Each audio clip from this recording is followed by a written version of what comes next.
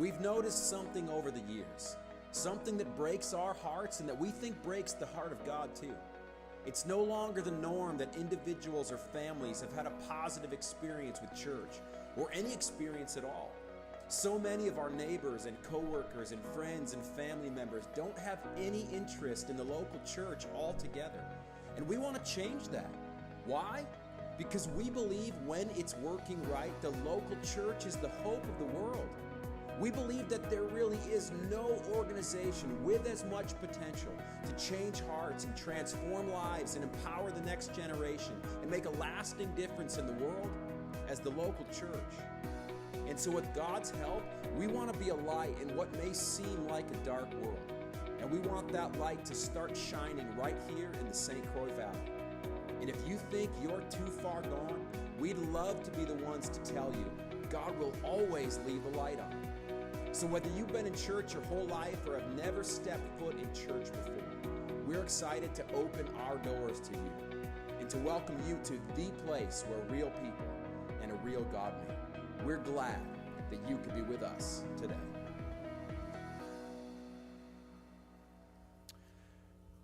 Hey, good morning and welcome to Midcurrent Church. My name is Stan. I'm the pastor here, and we are absolutely thrilled to have you here with us today. We know on a beautiful day like today, there's a lot of other places you could be. There's a lot of other things that you could be doing, and so the fact that you're here with us today, man, we're so grateful for it and just thrilled that we can be your host today.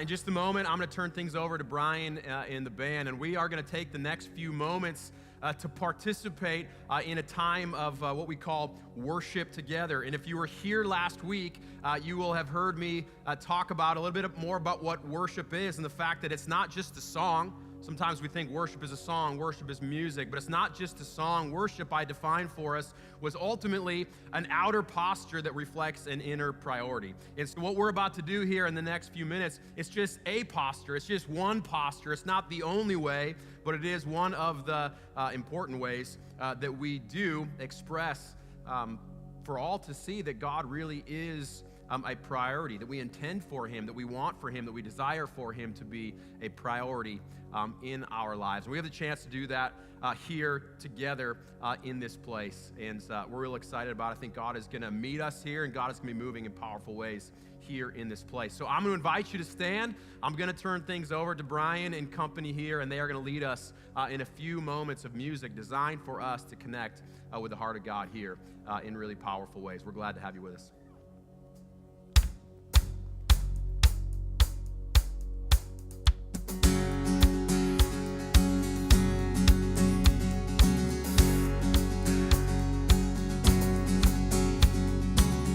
I saw Satan fall like lightning. I saw darkness run for cover. But the miracle I just can't get over, my name is registered in heaven. I believe in signs and wonders, and I have resurrection power. Still the miracle I just can't get over, my name is registered in heaven. Oh, my praise belongs to you forever. This is my testimony from death to life. It's grace, you wrote my story, I'll testify. By Jesus Christ the righteous, I'm justified. This is my testimony, this is my testimony.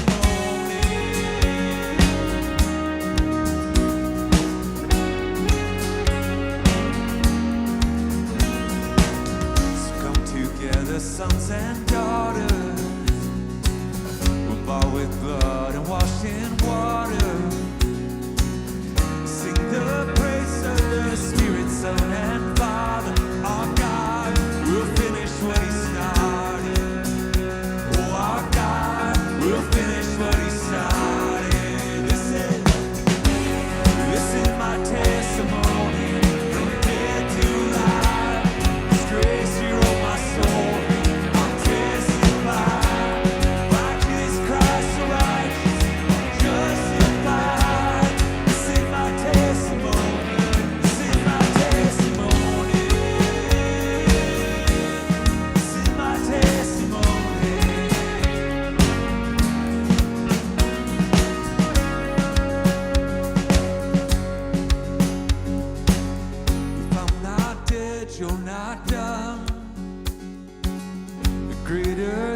still to come. Oh, I believe if I'm not dead, you're not done. Greater things still to come. Oh, I believe if I'm not dead, you're not done. Greater things still to come. Oh, I believe if I'm not dead, you're not done. Greater things still to come. Oh, I believe.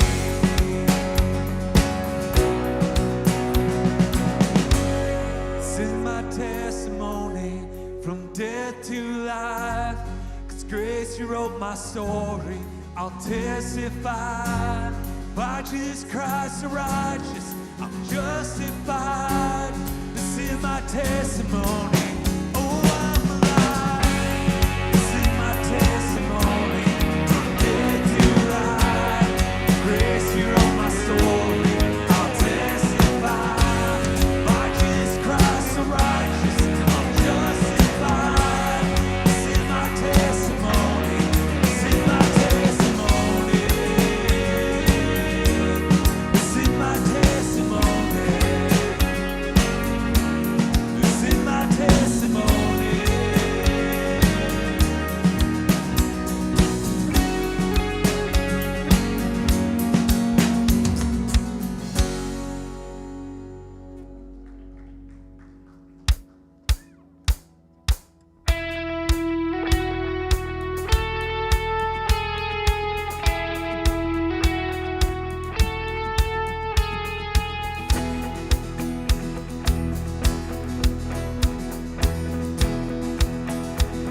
We are here.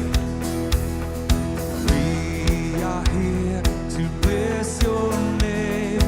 Gathered here to bring you praise. Jesus, you alone are worthy.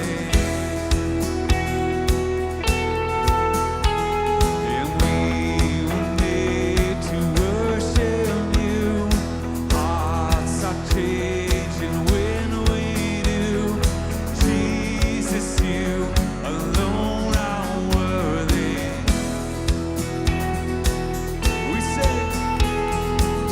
We sing the heavens open. Your wind starts blowing. You set us free. We sing the lights start shining. Your spirit's moving. It's a beautiful thing when your people sing.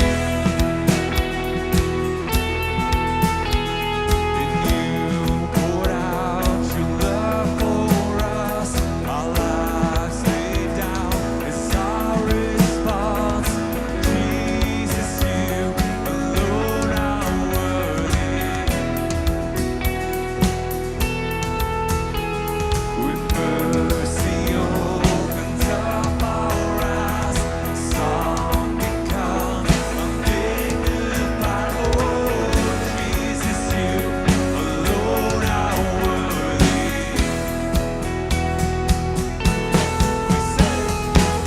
We sing the heavens open.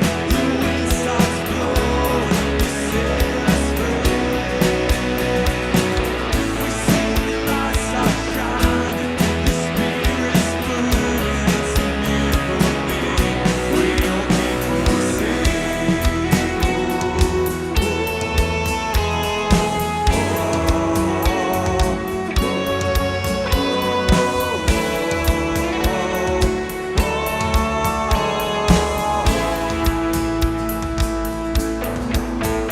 It's you. The reason we're singing is you. There's nothing we love more than you. Jesus, it's all for you. The reason we're singing is you. There's nothing we love more than you. Jesus, it's all for you. The reason we're singing is you. There's nothing we love more than you. Jesus, it's all for you.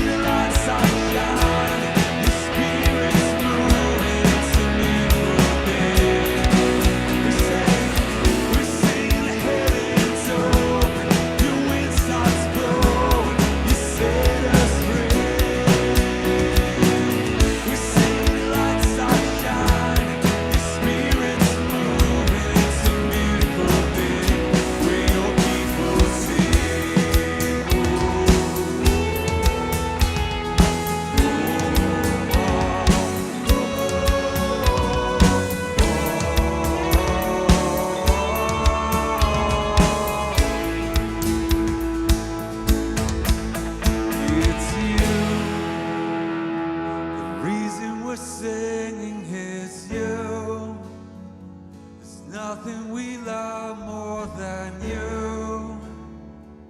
Jesus, it's all for you. God, this is all for you. Every word we speak in this place today, every hand we raise is for you and for you alone. God, it's our response for you sending your son, Jesus. It's the reason we sing. It's the reason we have freedom. It's the reason we have grace and can live a life knowing full well that you love us so dearly. And Lord, we thank you that you sent your son Jesus to be our king. That you sent Jesus to be a king like no other king the world had seen before or will ever see again. A king that laid down his life, a king that died a criminal's death. God, so that we could be forgiven, that we could experience grace. Lord, we are thankful that there is no other king like Jesus. And this morning, it's his name we lift up in this room. He is the reason we sing. He is the reason we are even able to stand before you today. Father, as we continue in our adoration of you today, I just ask that his name would ring louder than anything else.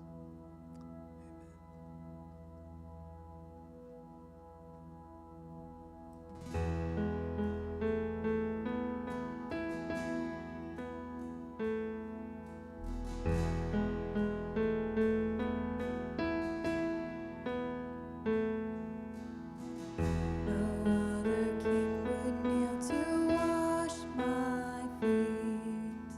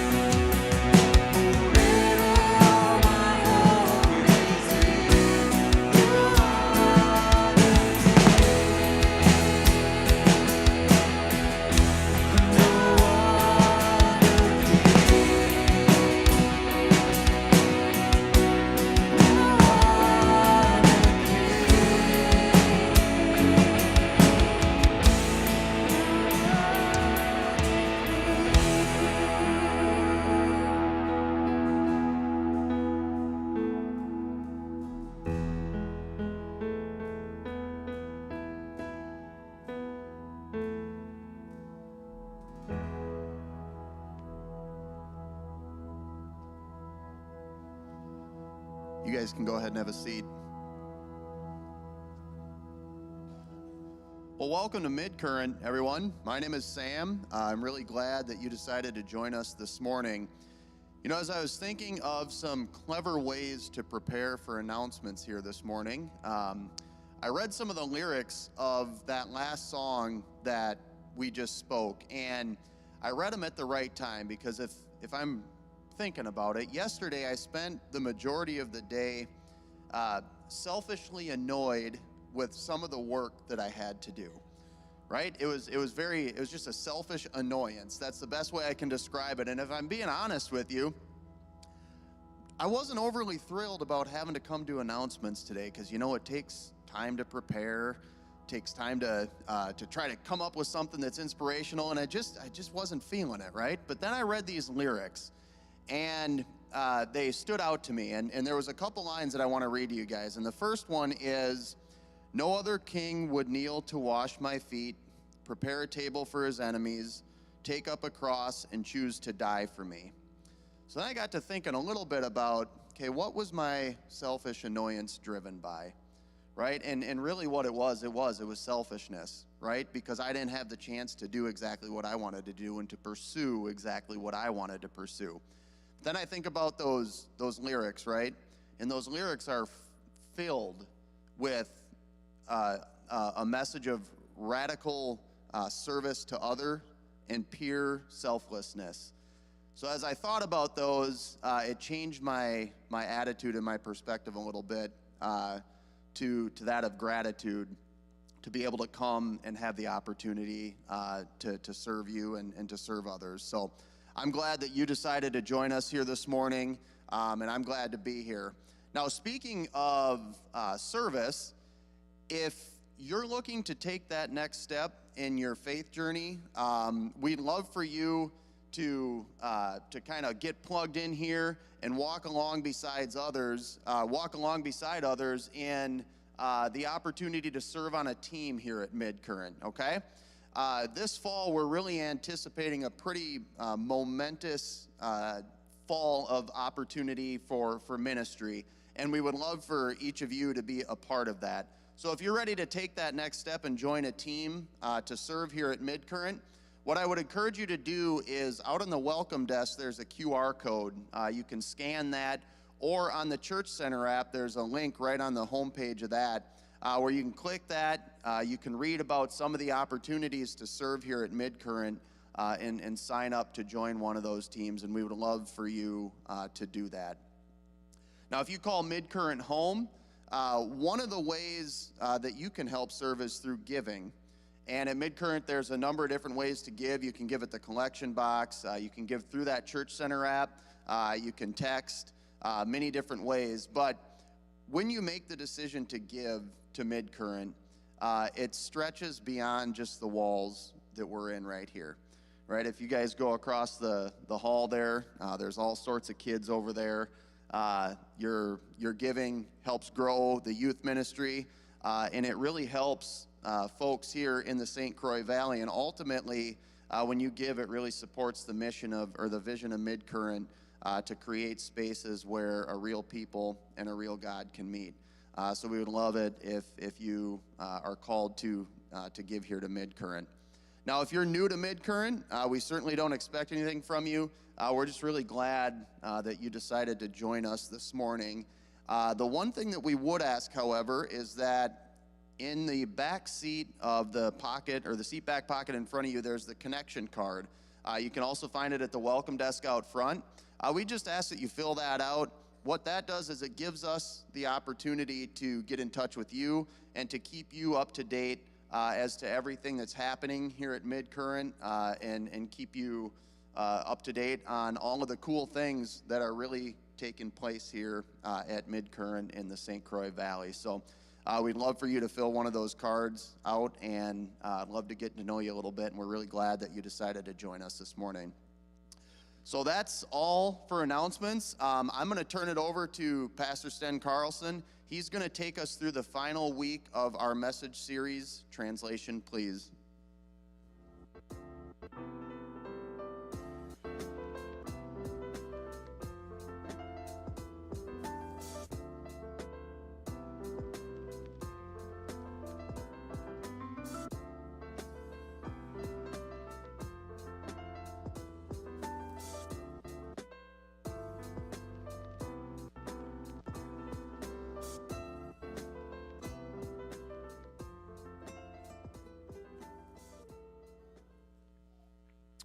I know there is some bit of debate out there when it comes to smartphones, and I can tell you in the course of that debate, I am typically a pretty firm Apple iPhone kind of guy as opposed to the whole Android thing. But I will admit to you that there is a feature on, I think it's the newest Google Pixel phone. There's a new feature that I actually think is pretty darn cool. I'm an iPhone kind of guy, but there's a feature on the new Google Pixel I think is worth paying attention to. It's the live translate feature. Any of you know about this? You might have the Google Pixel phone. Any of you seen the commercial? This is just for fun. I love the commercial. It's a neighborhood basketball court where pickup games are being played, and there's a dude with a megaphone who's keeping the crowd entertained. He's keeping the next one on the court, and he's keeping the whole competition going. And he's got this megaphone, and at one point there's this big, huge, bald white dude that taps him on the shoulder, and in a foreign language that sounds kind of Eastern European or something,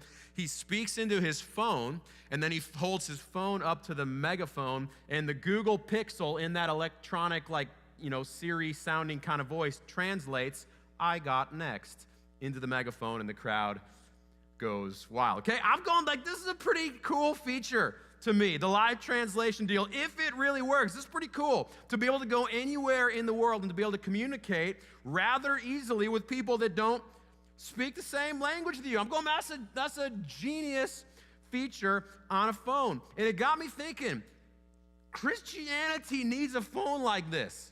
I mean, if you really think about this, I'm going man, the entire Big C church, everybody all across the planet, every denomination, man, we need to come together for a phone or an app like this. We got to pool all of our resources and all of our intelligence to come together to create a live translation feature for all of the big or confusing or religious or theological or just the churchy sounding words that we use in church. Because let's face it, Christians and pastors and church leaders are notorious for using certain words in church, just assuming that everybody knows what they mean, which is not always the case. And so that's why I think, Christianity, Christians, we need the translation feature. We need the Christian version of Rosetta Stone. Remember that? The software that would teach you a foreign language? I'm you could use that. We could use that in church every now and again, in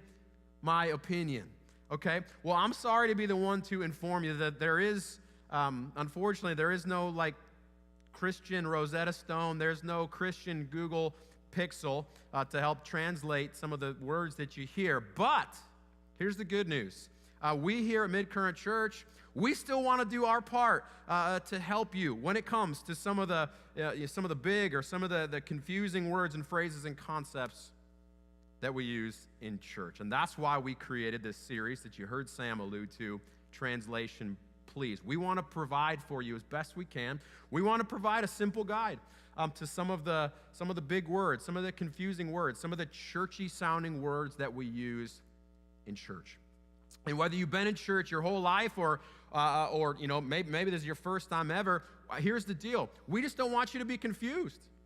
We don't want you, we don't want you guessing, or we don't want you just kind of filling in the blanks on your own when it comes to some of the things that you hear in church. And so the goal of this series has been to help make significant spiritual ideas or concept or words, to make significant spiritual ideas more accessible to everyday people just like you who are sitting in these seats each and every week. And today is the final week in this series. There's plenty more words we could help translate for you. Maybe we'll revisit this series again in the future. But today, at least for now, is the final week in this series. So we're going to put one last word under the microscope. Ultimately, it's a word and it's an idea and it's a concept that's really, really, really significant to the lives of faith that we live, but it's also a word that I think most people get the wrong idea about these days. People, I think, hear this word get tossed around. A lot of times they hear it in church. They might even use it for themselves, but I think fewer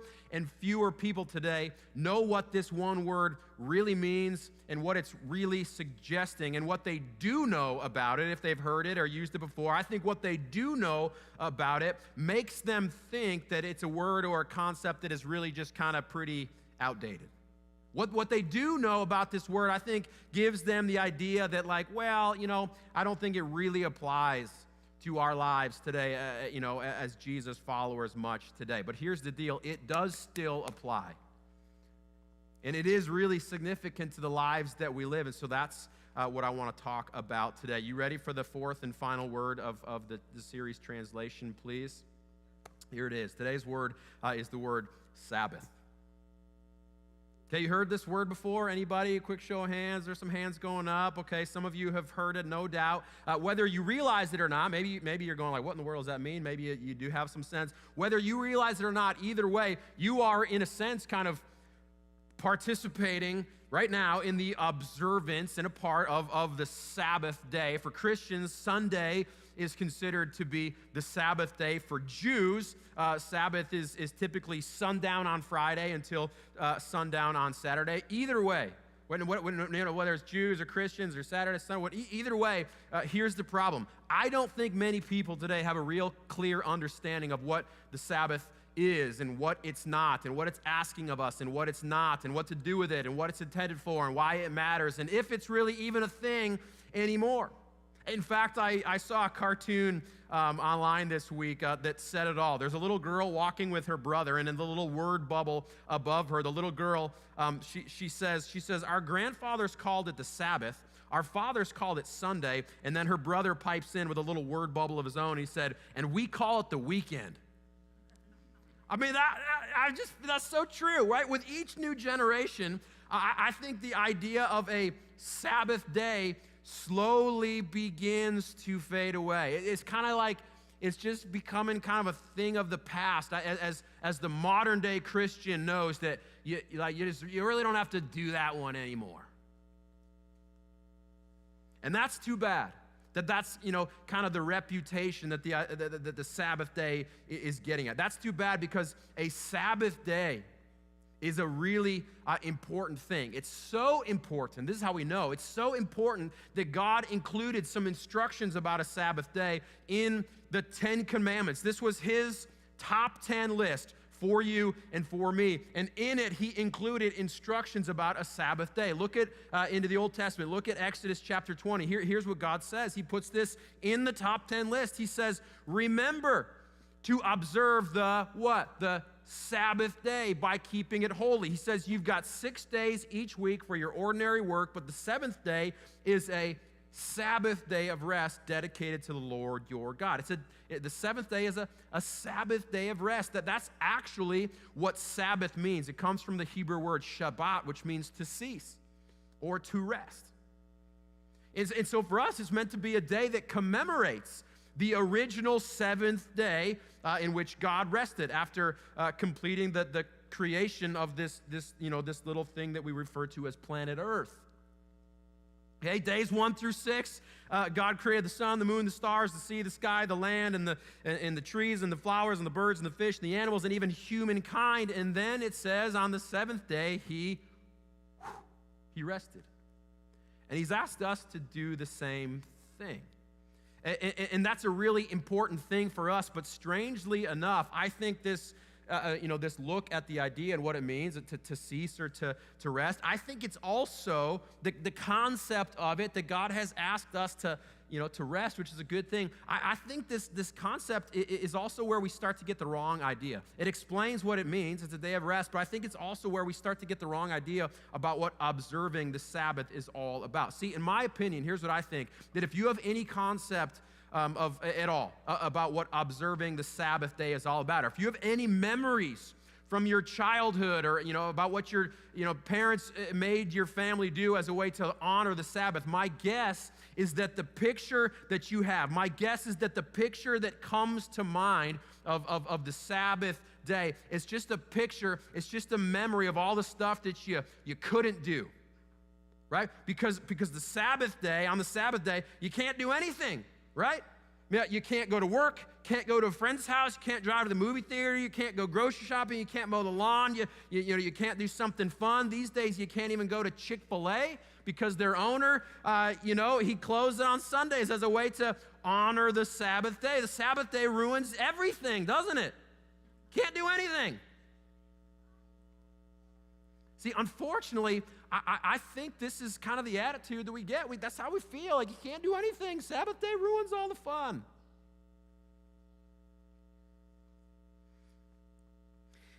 And when this is our understanding of a Sabbath day of rest, when it's all just, when we think it's just all about what we can't do, what God said was not allowed for us to do, I think this is what starts to give us the wrong idea about God. I think this kind of picture or understanding of a Sabbath day is what makes people go like, man, like, what's up with a God who said that you just like can't do anything on a certain day of the week? I think this is the kind of idea that we generate that makes people go like, man, what's up with a God who says you just got to sit around for a whole day as a way to show you're committed to him, right? And God has asked us to take a day where we rest, but when we get a little too far, I mean, this idea that if we love God, we just do nothing, I think people go like, what is up with this, right? I think for some people it starts to feel a little rigid, it feels a little outdated, and therefore it's often of little interest to us. And then we don't really do anything about it, and then we miss out. We miss out on the good that it was intended for, because in our heads, it's only about, and maybe this is true for you, in our heads, it's only about what we're not supposed to do. The truth is, Midcurrent, a Sabbath day, it is absolutely about a day of rest and of trust in what God is going to do. But the truth is, a Sabbath day is a whole lot more than just what you're not supposed to do. That's actually not it at all in many ways. And what it is about is illustrated for us really well in the New Testament. That's what I want to look at in a minute here. You see, Jesus' disciples, they are caught. The story we're going to read here in just a second. Jesus' disciples, they are caught doing something that they weren't supposed to be doing on the Sabbath day. And the religious leaders of that day, they confront Jesus about it. And Jesus uses this as an opportunity to teach them all a lesson about the Sabbath day. And it's the same lesson that I think so many of you need to learn as well. So if you would, turn your attention to the side screens with me, and we're going to look at what one of Jesus's own disciples, Mark, what he actually recorded himself in the letter that is now known as the Gospel of Mark. And so here's what he writes. One Sabbath day, as Jesus was walking through some grain fields, his disciples began breaking off heads of grain to eat. How could they? Okay, verse 24, it says, the Pharisees said to Jesus, look, why are they breaking the law by harvesting grain on the Sabbath? Okay, the religious leader's not happy. Here's what you need to know before we keep moving on. These religious leaders, the Pharisees, they are threatened by Jesus and by the influence and by the authority that he is developing. And they've been in a recent and kind of an ongoing string of clashes with Jesus, trying to discredit him. And here they think they've got him. They're going, aha, right? We got you, right? Your disciples aren't supposed to be doing that. And they're going, man, we got you. You're busted. They're not supposed to be harvesting grain. They're not supposed to be working. They're not supposed to be doing anything today. And so they're essentially, in confronting Jesus, they're trying to discredit him. They're trying to say, hey, what a fake. What they're trying to get people to realize, man, what kind of religious leader lets his followers go around breaking the rules of the Sabbath? Who does he think he is? And Jesus, he's so brilliant, right? He's cool, at least I imagine him to be like, yeah, cool, I'll handle this, right? He's so brilliant, and his response to them, he uses kind of their own playbook against them, right? He references a story in a scenario in the Old Testament scripture of which these guys would have been experts in. He references a story that they would have known full well to show them that there ultimately is kind of a precedent, in a sense, for when and why these kinds of religious requirements can be broken. And so he references this old story with King David, but then here he wraps it up like this. This is ultimately what I want you to hear most. Here's how he concludes his response to the Pharisees in this moment. He says to them this. He says, the Sabbath day, this is his conclusion to the whole thing. He says, the Sabbath day was made to meet the needs of people, and not people to meet the requirements of the Sabbath. Let me read that again. This is his answer to them. They're going, man, I can't believe your disciples are doing this. Don't they know the rules of the Sabbath? And Jesus says, look, fellas, the Sabbath day, he says, was not made to meet the needs of people. Excuse me, it was. The Sabbath day was made to meet the needs of people and not the people, the requirements of the Sabbath. Okay? The Sabbath was made to meet the needs of the people and not the people to meet the requirements of the Sabbath. So he says, the Son of Man is Lord even over the Sabbath. He's saying, fellas, I'm calling the shots. I'm telling you this, that people, you got to understand this. People were not created to meet the requirements of the Sabbath. The Sabbath was created for the people, for you and me, for us. It was meant for our good. It wasn't the other way around. It was meant for us. It was a gift. It was not some obscure requirement to just force you to sit still against your will, nor was it a license just to, be lazy at one day a week. In fact, I read a quote from the former president of a well-known denomination that said this about the Sabbath day and our instruction to keep it holy. He said, if we merely lounge about doing nothing on the Sabbath, then we are not keeping the day holy. And this, I like what he says. He says the Sabbath day calls for constructive thoughts and acts. So Midcurrent, when we put this all together, the idea that comes right from Jesus' own teaching, we put this together, the idea that we are not created to just meet the needs of the Sabbath, but that it was created to meet our needs. And when it's ultimately about constructive thoughts and actions and our intentional focus on God and His trust and His provision and the work in our lives, then here's what I want you to know. Here's what I want to suggest to you today about Sabbath rest. Sabbath rest is not about God stopping you from something. It's about God strengthening you for something. Okay? God's not a buzzkill. He's not some old, boring, old-fashioned God that says, if you love me, you'll pick one day and sit on your butt in boredom and misery. If you love me. He's not some rigid God that just wants to prevent you from doing the things that ultimately you want to do. It's quite the opposite. He wants to prepare you for more of it. Scripture actually even says that you are God's workmanship. You're His masterpiece, and that He prepared in advance great things for you to do and to accomplish and fulfill. He says that He's got big things planned for you. Right? A bright future for you, not to harm you, but to give you a hope and a bright future. And He just knows that, He just knows that in order for you to experience all of that as He intended, you just got to learn to press pause every now and again. It's the only way to do the things He's called you to do.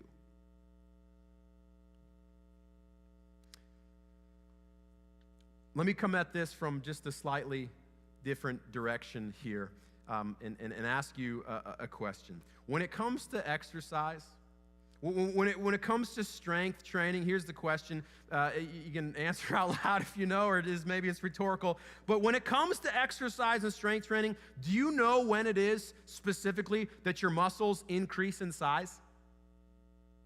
It's not in the act of exercise itself. It's not in the moment when you are racking ridiculous amounts of weight. It's in the recovery. It's during the time when you rest. That's actually when your muscles grow, when they increase in size. Interestingly enough, the act of exercise itself, the act of lifting huge weights, that act itself actually, I don't know how many people know this is fascinating to me. The act of exercise itself actually breaks muscle down.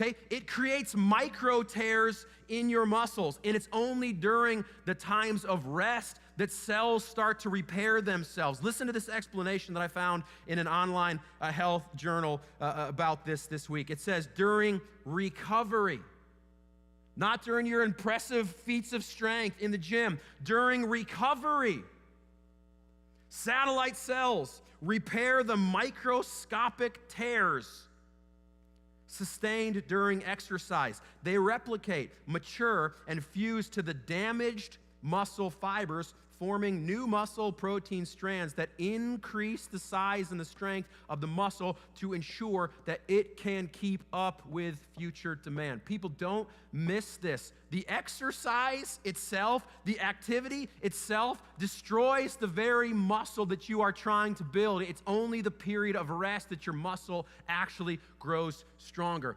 Midcurrent, here's the truth. Some of you are destroying the very gift that you offer to the world, the very muscle that God designed you to flex, by never taking a break from it. By never allowing it, what God created you to recover, right? You don't have to be a Jesus follower in order for that to get your attention and to ring your bell a little bit. You don't have to be a Jesus follower in order to acknowledge that, yeah, that's actually doesn't sound like a great idea. To never take a break from the thing that you do best, in order that on the other side you might be able to do it even better and for longer. Sabbath rest, friends. It was not God's intent to just stop you from something. It was God's attempt to strengthen you for more of it. It wasn't God's intent to prevent you from something that you ultimately felt like you should be doing, but it was to prepare you for more of it. He's not trying to restrict you from something, but to raise you up for it by taking time to rest and to recover and to focus and to trust in Him and in His provision for you. So here's what I'm asking you to do. I want to make a suggestion for you, something that you would think about maybe this week, something that you would be in conversation with the people closest to you. Here's what I'm asking you to do, to consider this right here. Build a regular rhythm into your life that builds you up to do more of the things that God has called you to do, or to be more the person that God has called you to be. Build a regular rhythm into your life that builds you up to do this, right? A regular rhythm into your life, somehow, some way. Doesn't have to be Sunday. I don't think God is that rigid and said, nope, it's got to be Sunday, right? It doesn't have to be a particular day of the week, but it does have to be regular. It does have to be a priority in your life, something that you commit to, something that you decide on, right? One of the most helpful ways that I've been encouraged to practice Sabbath in today's day and age has been like this. I think I've shared it here before, but here's one of the best ways that I've been encouraged to practice Sabbath in today's day and age, like this: to divert daily, to withdraw weekly, and to abandon annually. That's helpful for me to think of it like that, to have the encouragement as I seek to build rhythms into my life to build me up to do more of what God has asked me to do. I think of it like this: how do I divert daily, withdraw weekly, and abandon annually, right? You got to find a way to get the rest that you need in small doses on a daily basis so that you can be at your best for the people and the places that need you most. Just little moments here and there to keep you fresh. That's diverting daily. And then withdraw weekly, right? In a sense, this is kind of the truest sense of Sabbath, right? On the seventh day, God rested. And so you got to figure out how to do the same, whether it's Sunday or whether it's Tuesday or whether it's Wednesday afternoon to Thursday afternoon. I don't think the day matters as much as your commitment to do some kind of weekly withdrawal and recovery, and then abandon annually. Go on vacation, shut down your email, check out, disappear for a minute, get off the grid, let someone else handle it, tell someone you decide, and allow yourself to recover and to recalibrate and to re-energize yourself for the things that God has called you to do. Now, I wish that I could get real specific and go, so here's the very thing that you need to do. I wish I could get real specific for you about what to do, what it is that you need to do to find Sabbath rest, but I'm not sure I can do that. The reality is that I think it's going to be different for everyone, but here's something helpful that I want to suggest to you. It's advice from a Jewish rabbi named Abraham Herschel, and he says this. Maybe this is helpful for you. He says, if you work with your hands, Sabbath with your mind. If you work with your mind, Sabbath with your hands.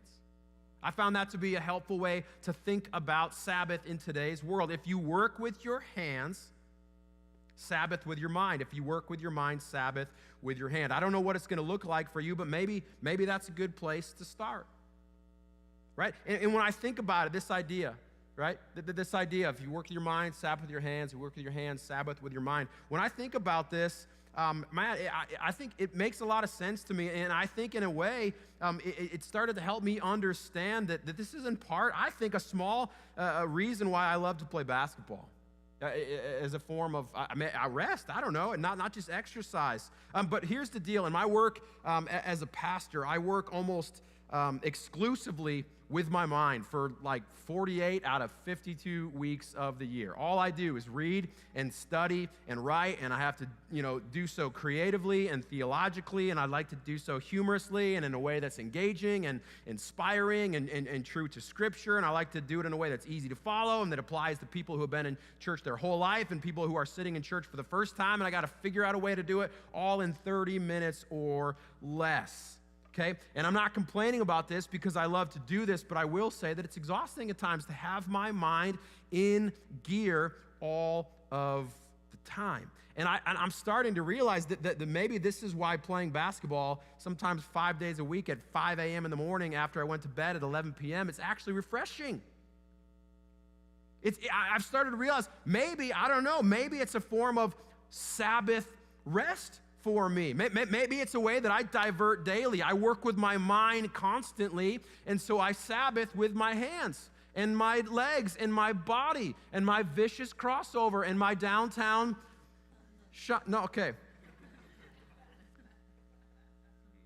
I started to think, man, maybe this is what it's about. It's not rest that's stopping me from doing anything, but maybe it's the kind of rest that is strengthening me to be better at the very thing that God has called me to do in another place in my life, to put my mind back into gear. And let me just say this to cover all my bases. I'll say this to the fellas in particular in here. This is not an invitation to ditch your wife and your family for your favorite hobby. Like, hey, man, Pastor Stan said to take off for the day, right? It is an invitation, though, for you to invite your spouse and to invite your kids and to invite your family into a conversation about what you need to build into your life that would build you up to do more of what it is that God has called on you to do.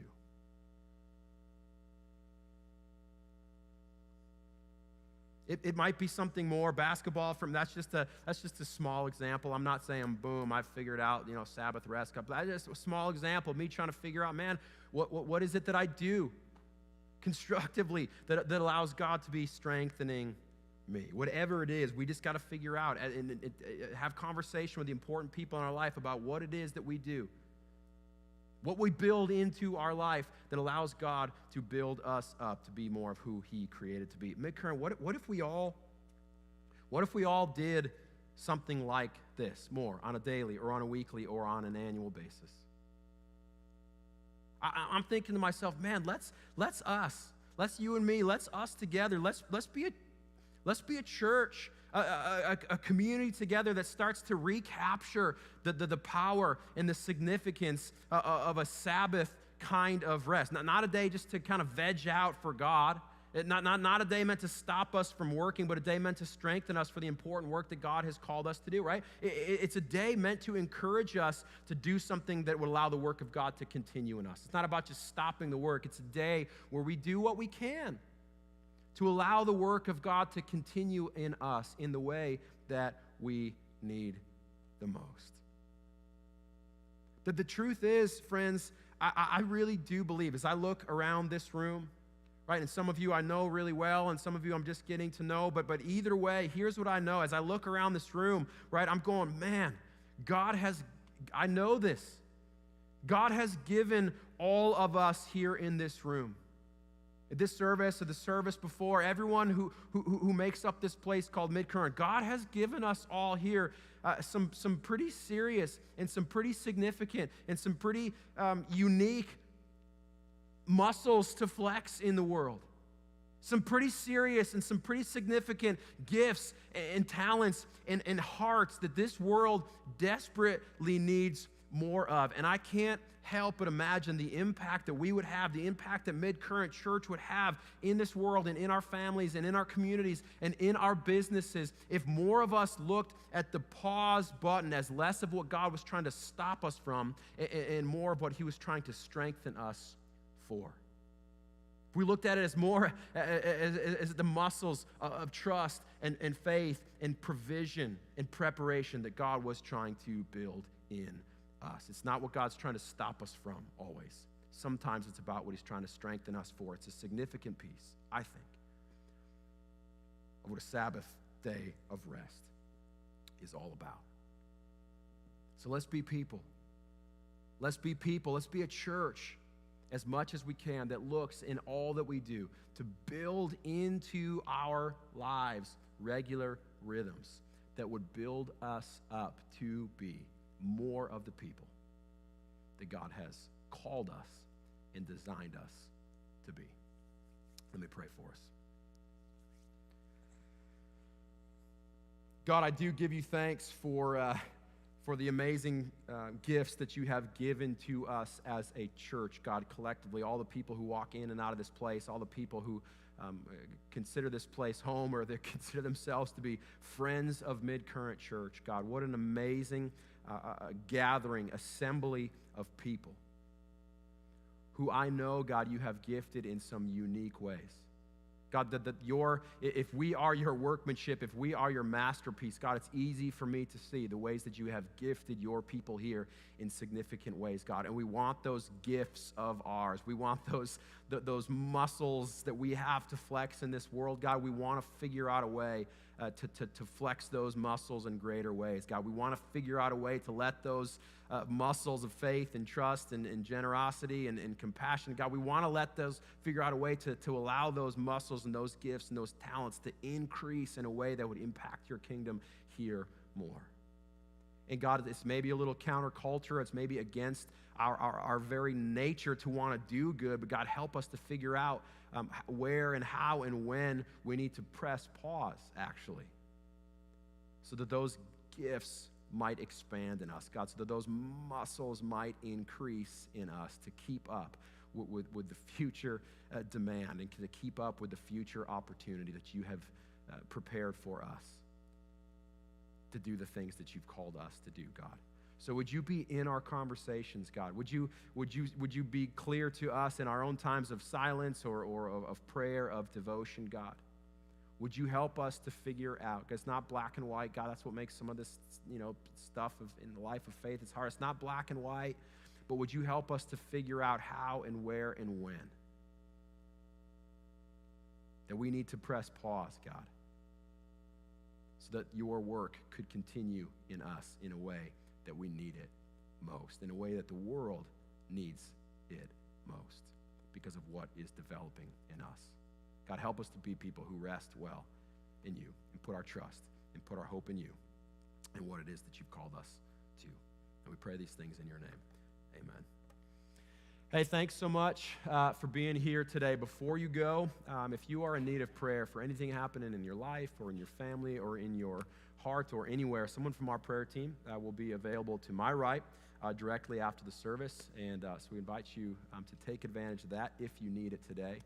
And other than that, we hope you have a great rest of the week, and we will see you right back here next week at 9 and 10:30 as we begin a new series all about habits in our life that I think God wants to form in us, especially as a fall and routine is about to set in. We want to look at some of the practices that we could put into our life, small disciplines that would have big results in all of our lives. We hope you'd be here for it. We'll see you then. God bless you.